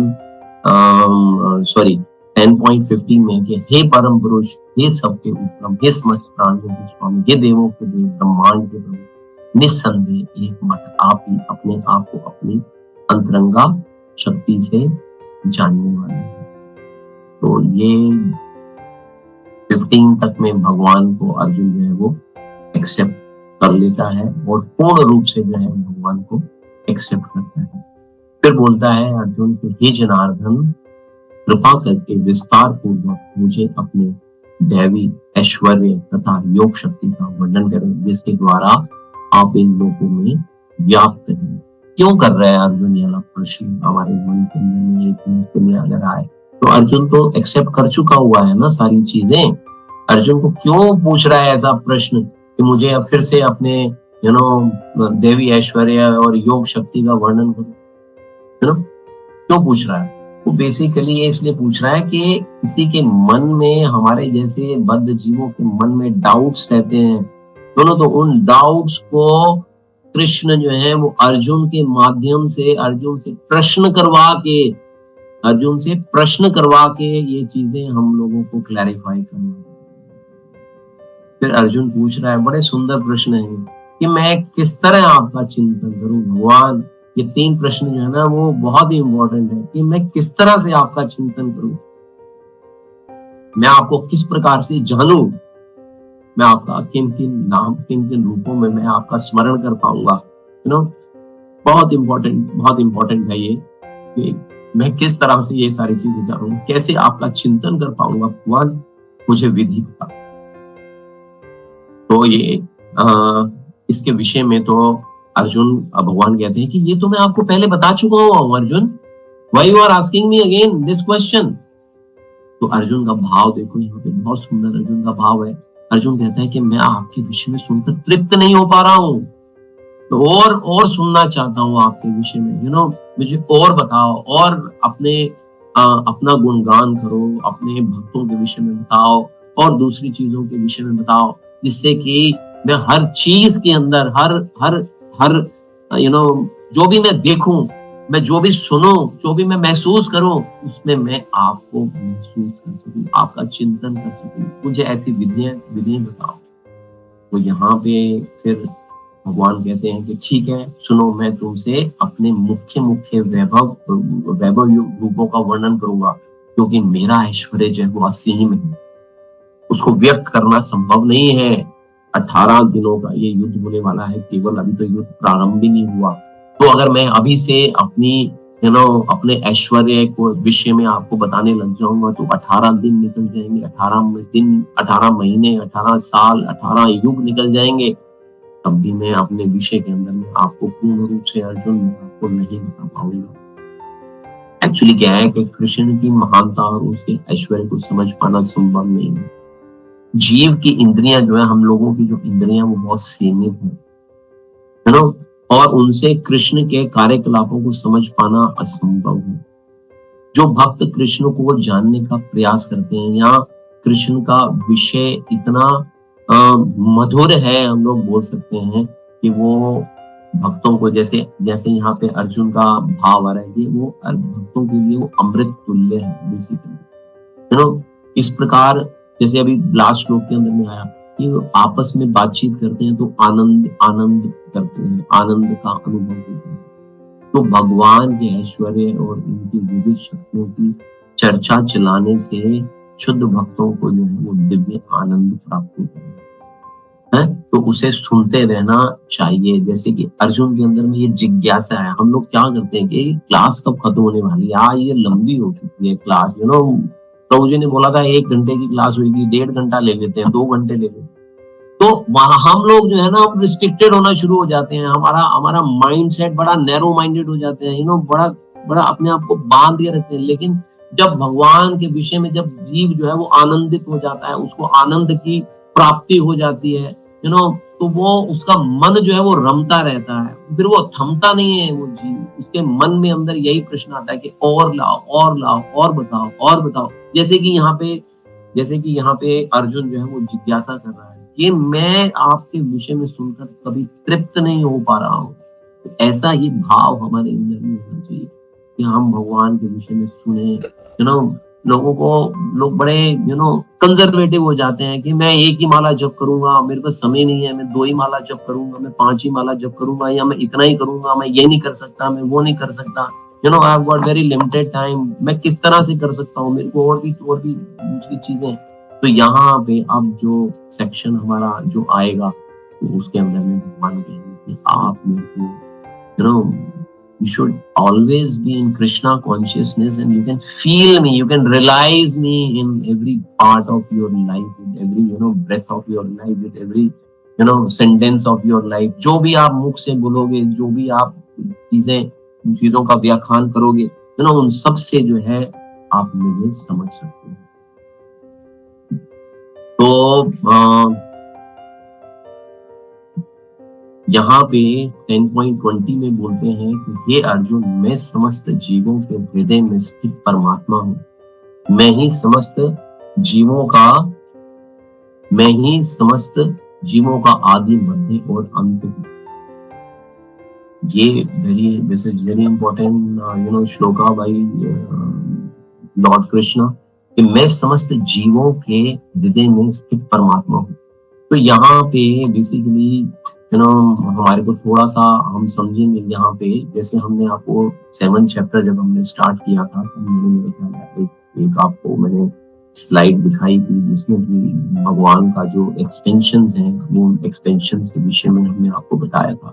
तो भगवान जो है वो बेसिकली 6 प्रकार से भगवान जो है अपने आप को लीला अवतार, युग अवतार, सत्यावेश अवतार, पुरुष अवतार, इस प्रकार से भगवान जो है अपने आप को जो एक्सपैंड करते रहते हैं। तो इसी प्रकार से जो है परम पुरुष जो है 3 प्रकार से अपना एक्सपेंशन करता है, महाविष्णु के रूप में, गर्भोदायी विष्णु के रूप में और क्षीरोदायी विष्णु के रूप में। तो ये महाविष्णु या कारणोदक्षायी विष्णु क्या करते हैं, इनका कार्य रहता है कि ये जब अनंत कोटि ब्रह्मांडों की उत्पत्ति करते हैं, जब ये श्वास लेते हैं ना, ये श्वास लेते हैं और श्वास छोड़ते हैं, तो इनको जब वो श्वास छोड़ते हैं तो उससे अनंत ब्रह्मांडों की उत्पत्ति होती रहती है ना। तो फिर गर्भोदक्षायी विष्णु क्या करते हैं, this is the further expansion या उनका विस्तार है। गर्भोदक्षायी कारणोदक्षायी विष्णु या महाविष्णु का एक्सपेंशन है गर्भोदक्षायी विष्णु। गर्भोदक्षायी विष्णु क्या करते हैं, जो अनंत कोटि ब्रह्मांड होते हैं ना, उसमें से प्रत्येक ब्रह्मांड को सजीव करते हैं। जैसे कि हमारा ब्रह्मांड है, तो इस ब्रह्मांड को किसने सजीव किया, गर्भोदक्षायी विष्णु ने जो है वो इसको सजीव किया। इसको वो सजीव करने के बाद में फर्दर एक्सपेंशन होती है उसी विष्णु की क्षीरोदक्षायी विष्णु के रूप में।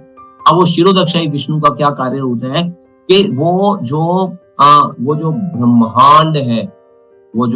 ब्रह्मांड है जिसको सजीव कर दिया था, उसके कण कण में क्षीरोदक्षायी विष्णु जो है वो प्रवेश कर जाते हैं। जैसे हम लोग बोलते हैं ना कि कण कण में भगवान है, कण कण में भगवान जो है वो क्षीरोदक्षायी विष्णु परमात्मा रूप में वास करते हैं। कि जैसे हमारे हृदय के अंदर में आत्मा के साथ में जो बैठा हुआ है वो कौन है, वो परमात्मा है, वो क्षीरोदक्षायी विष्णु है। क्षीरोदक्षायी विष्णु के रूप में परमात्मा स्वरूप में हमारे हृदय में जो है भगवान बैठे हैं। तो भगवान का एक्सपेंशन बहुत बड़ा है, पूरे बहुत अनंत कोटि ब्रह्मांड है। उन अनंत कोटि ब्रह्मांड के अंदर में प्रत्येक ब्रह्मांड के अंदर में गर्भोदक्षायी एक गर्भोदक्षायी विष्णु है। और फिर हर एक उसके ब्रह्मांड के अंदर में, उसके कण कण के अंदर में भगवान जो है वो क्षीरोदक्षायी विष्णु या परमात्मा रूप के अंदर में जो है ना वो अवतरित होते हैं या अपना प्रकट बताते हैं। तो यहाँ पे हमारे को समझना होगा कि भगवान हमारे हृदय के अंदर में वास करते हैं। हमारे हृदय के अंदर प्रेम उत्पन्न होता है भगवान के लिए, या जो हमारे अंदर में इच्छा जागृत होती है भगवान के साथ में प्रेम करने के लिए, ये जो यहाँ हमारे अंदर में जो स्पिरिचुअल इंक्लिनेशंस आती हैं या भगवान के प्रति जो प्रेम करने का भाव उत्पन्न होता है या जिज्ञासा उत्पन्न होती है, आध्यात्मिक जिज्ञासा जिसको हम बोलते हैं, ये सारी की सारी चैत्य गुरु के रूप में परमात्मा हमारे हृदय में, ये सारा ज्ञान जो है हमारे को यहाँ से जो है वो प्राप्त होता है। और फिर उसके बाद में 20 से 39 तक जो है भगवान अपनी विभूतियों के विषय में ना डिटेल में अर्जुन को जो है वो बताते हैं कि मैं जिसमें आपको बताया कि मैं बहुत ही लिमिटेड सी चीजें जो है वो आपको बता रहा हूँ। तो इसमें बताते हैं, भगवान बताते हैं कि मैं आदित्यों में, समस्त आदित्यों में मैं विष्णु हूँ, है ना।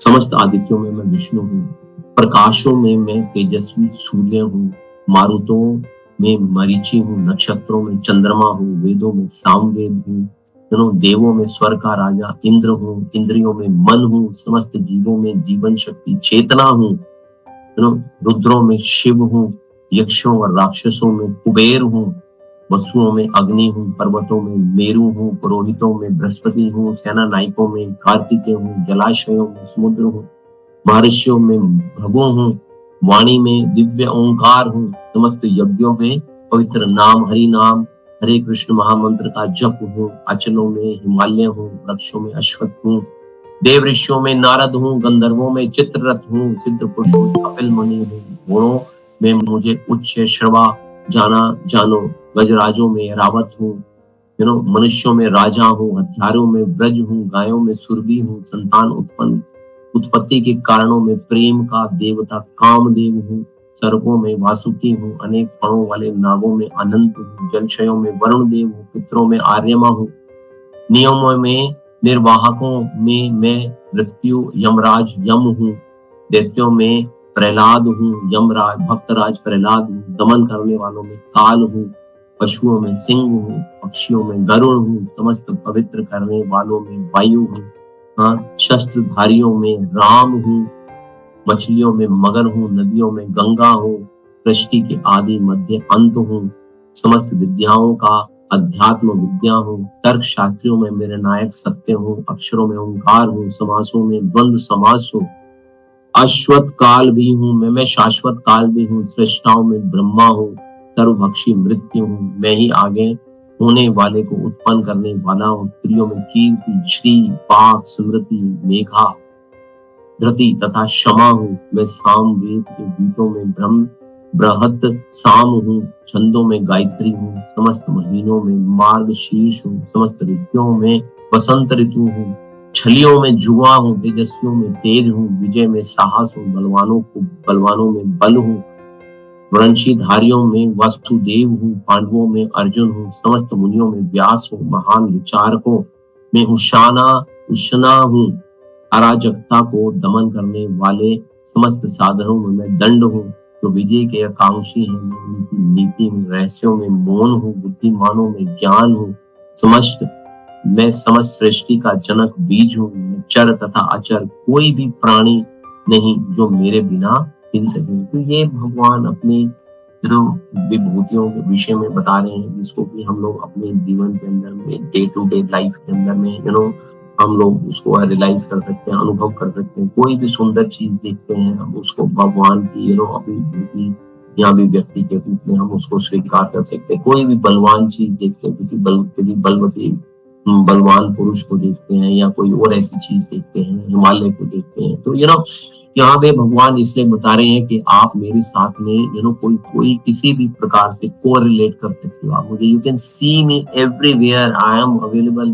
मैं जिसको हम लोग बोलते हैं कि मैं कण कण में हूँ, मैं हर चीज में हूँ, जिस चीज में आप देखना चाहो। जैसे 7 चैप्टर में भी भगवान ने बोला कि मैं जल का स्वाद हूँ। When we are drinking water you can feel Lord. हमारे को चेतना में बदलाव लेके आना पड़ेगा। चीजें सारी हमारे सामने, मेरे सामने लैपटॉप पड़ा हुआ है, अगर मैं इसको मेरे को अपनी चेतना में परिवर्तन करना पड़ेगा कि ये सारी चीजें जो है, जैसे भगवान ने बताया जल पृथ्वी अग्नि आकाश वायु, और पृथ्वी जल अग्नि वायु आकाश और 5 तत्व ये हो गए, और मन बुद्धि अहंकार, इन 8 का ही एक्सपेंशन होती है सारी चीजें। उसके बाद में ज्ञान इंद्रियां, कर्म इंद्रियां, और इस तरह से मिला के इन सारी चीजों से ही सृष्टि जो है ना पूरा का पूरा ये चीजें बनती है और हमारे सामने होती है। बट प्रॉब्लम क्या आती है हमारे साथ में कि हमारी जो चेतना रहती है वो शुद्ध नहीं है, वो कृष्ण भावना भावित चेतना नहीं है, इसलिए हम भगवान की अनुभूति नहीं कर पाते हैं। जो नास्तिक लोग होते हैं वो तो बिल्कुल भी नहीं कर पाते हैं, लेकिन हम आस्तिक होते हुए, भगवान के अंदर में हमारा बिलीव होते हुए, हमारा विश्वास होते हुए, हमारी श्रद्धा होते हुए भी हम इन सारी चीजों को नहीं देख पाते हैं, ठीक ढंग से नहीं देख पाते हैं। अगर देख भी पाते हैं तो इग्नोर कर देते हैं। तो यहाँ पे भगवान ने बताया कि मेरी इतनी विभूतियां हैं, इतनी ये तो मैं तुम्हारे को, भगवान ने जैसे बताया, तो मैं कुछ चीजें बता रहा हूँ। मेरी तो जो मेरा ऐश्वर्य है, जो मेरी विभूतियां हैं, वो तो अनंत हैं, उनको मैं कितना डिस्क्राइब करूंगा। I am giving few example. तो हमारे लिए भी बहुत है ये 70-80 एग्जांपल भगवान ने यहाँ पे दे रखी है हम लोगों को। कि जैसे आपके अंदर में कोई विजय की प्राप्ति होती है, तो जैसे यहाँ पे बतवाया कि बलवानों में मैं बल हूँ, और समस्त सृष्टि का मैं आदि मध्य अंत हूँ। तो इस प्रकार से हम लोग समझ सकते हैं भगवान का, जैसे भगवान ने हमें बताया बुद्धिमानों में मैं ज्ञान हूँ, तो हमारे को लगता है कि मैं बड़ा बुद्धिमान हूँ, मेरे को बड़ा मैं ज्ञानी व्यक्ति हूँ। भगवान बताते हैं कि ये आपको कहाँ से प्राप्त हो रही है, ये सारी चीजें जो है वो मेरे द्वारा ही प्राप्त हो रही है, और इसको आगे और समझते हैं। तो अर्जुन बोलता है ओ और अधिक सुनने के लिए मैं उत्सुक हूँ, और बताओ अपने विषय के अंदर, और टेल मी मोर, मेरे को और बताओ भगवान, मैं और आपके विषय में सुनना। तो भगवान कहते हैं कि हे परम तप, मेरी दैवी विभूतियों का अंत नहीं है। मैंने तुमसे जो कुछ कहा मैं तो मेरी अनंत विभूतियों का संकेत मात्र है, संकेत दिया है मैंने। I am just giving you the ref, एक छोटा सा इशारा किया है मैंने, संकेत दिया है। तुम जान लो कि मेरा सारा ऐश्वर्य, सौंदर्य, सौंदर्य तथा तेजस्वी सृष्टियों मेरे तेज के सकुलिंग के मात्र से उद्भूत है, भगवान बताते हैं। अब आप ये पहचानिए, इनको कौन पहचानता है? इनको सब लोग पहचानते हैं। हरि बोल। कौन है ये? Charlie Chaplin. हाँ, चार्ली चैपलिन। इसका क्या कार्य था? चार्ली चैपलिन क्या करता था? लोगों को हंसाना। हाँ, लोगों को हंसाना। तो उसके अंदर में ये जो कला आई, हंसाने की जो कला आई, वो कहाँ से आई? तो भगवान कहते हैं मैंने प्रदान किया हुआ। प्रत्येक वस्तु का कारण होता है, और इस सृष्टि का कारण बीज क्या है? इस सृष्टि का कारण बीज कृष्ण है। कृष्ण की शक्ति के बिना कुछ भी नहीं रह सकता, पता है? इसलिए क्या करना चाहिए? इसलिए उन्हें सर्वशक्तिमान कहा जाता है। उनकी शक्ति के बिना चर और अचर जो हिलती हैं और जो चीजें स्थिर रहती हैं, किसी भी जीव का अस्तित्व नहीं रहता। किसी भी तेजस्वी या सुंदर सृष्टि को, चाहे वह अध्यात्म जगत में हो या इस जगत में हो, कृष्ण की विभूति के अंश रूप में ही मानना चाहिए हम लोगों। जब हमारा ऐसा माइंडसेट हो जाएगा, जब हम इस प्रकार की अपनी चेतना कर लेंगे, तब हम चार्ली चैपलिन की तरह हम लोग भी सदैव जो है ना वो, तो चार्ली चैपलिन तो ऊपर से हंसता था, लेकिन कभी आप इसके जीवन के विषय में जानेंगे तो आपको पता चलेगा कि he was not a happy, internally he was not a happy person। But हम लोगों को ये जो सुख है या जो आनंद है अंदर से प्राप्त हो पाएगा, हृदय से प्राप्त हो पाएगा, चेतना से, मन बुद्धि, चेतना से जब संतुष्टि होगी, आत्मा जब संतुष्ट होगी, तब सब कुछ सुंदर हो जाएगा। इनको पहचान रहे हैं? इनका क्या नाम है? आइंस्टीन। हाँ, ठीक है ना। क्या, किस लिए नोन है ये? Why is known? इनकी थ्योरी थी E = mc², और फेमस साइंटिस्ट। ये अपने मस्तिष्क के लिए नोन थे। he was known for his brain, तो यहाँ पे ये जो ये ब्रेन था, ये कहाँ से आया? उसका ब्रेन क्या वो उसने बनाया वाला ब्रेन? ये ब्रेन भी जो था वो कृष्ण की देन थी। बहुत सारे वैज्ञानिक हैं जो भगवान को मानते हैं, और बहुत सारे वैज्ञानिक हैं जो भगवान को नहीं मानते, लेकिन सब कुछ कहाँ से प्राप्त होता है? सब कुछ भगवान से प्राप्त होता है। ये क्या है? ये सब क्या देख रहे हैं हम लोग? ये सब क्या है? ये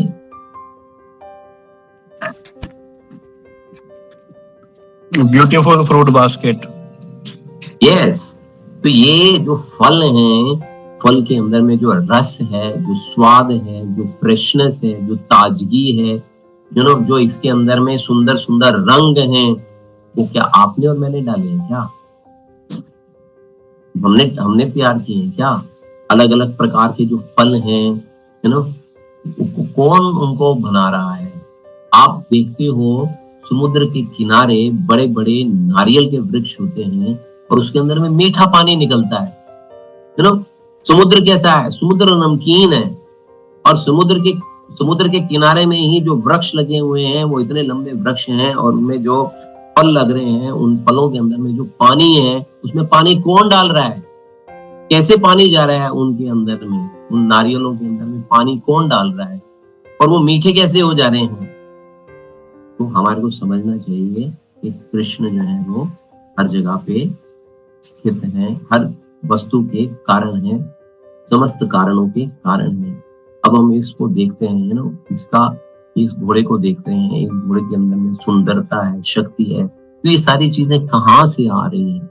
जैसे भगवान ने बताया कि मैं अश्वत्थ हूँ यहाँ पे घोड़ों के अंदर में। तो ये हमारे को समझना होगा कि whatever is coming, whatever we are seeing, इनके जो समस्त कारणों के जो कारण हैं वो श्री कृष्ण है। जब हम इस प्रकार की चेतना, इस प्रकार का मन अपना अपनी विचारधारा इस प्रकार की अगर हम कर लेंगे तो चीजें जो है हमारे लिए बहुत सिंप्लीफाई हो जाएंगी। तो अब भगवान बोलते हैं लास्ट में, किंतु हे अर्जुन, इस सारे विशद ज्ञान की आवश्यकता क्या है? कोई आवश्यकता नहीं है। मैं तो अपने एक अंश मात्र से संपूर्ण ब्रह्मांड में व्याप्त होकर इसको धारण करता हूं। भगवान यहाँ अर्जुन को बताते हैं यह जानने की कोई सार्थकता नहीं है कि सारी वस्तुएं किस प्रकार अपने पृथक पृथक ऐश्वर्य और उत्कर्ष में स्थित है। इसे इतना ही जान लेना चाहिए कि सारी वस्तुओं का अस्तित्व इसलिए है क्योंकि कृष्ण उनमें परमात्मा रूप में प्रवेश कर रहे हैं। ब्रह्मा जैसे जीव से लेके छोटी सी चींटी इसलिए विद्यमान है क्योंकि भगवान उसमें प्रविष्ट होकर उसका पालन कर रहे हैं। मैंने आप लोग पीछे भी एग्जाम्पल दिया था। इवन जो हमारा मल होता है, मल के अंदर में जो कीट होता है, उस कीट के अंदर में भी जो जीवन है अर्थात जहां पे भी आप जीवन देखोगे उसके साथ में आप ये चीज पकड़ के चलो कि उसके साथ में परमात्मा स्वरूप भगवान में। तो भगवान अपनी स्थिति कितनी गंदी, कितनी ऐसी स्थिति को हम लोग देखना भी नहीं चाहते, वहां पे भी भगवान वो परमात्मा रूप में स्थित रहते हैं। कृष्ण परंपरा के महान आचार्य श्री बलदेव विद्याभूषण इस अध्याय की टीका का समापन इस कथन से करते हैं, क्या कहते हैं कि प्रबल सूर्य भी कृष्ण की शक्ति से अपनी शक्ति प्राप्त करता है।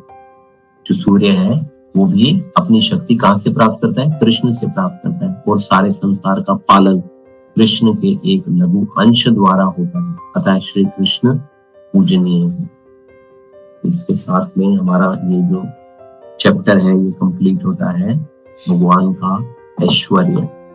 तो भगवान का ऐश्वर्य, इसको विभूति योग भी बोलते हैं, ऐश्वर्य योग भी जो है वो बोलते हैं।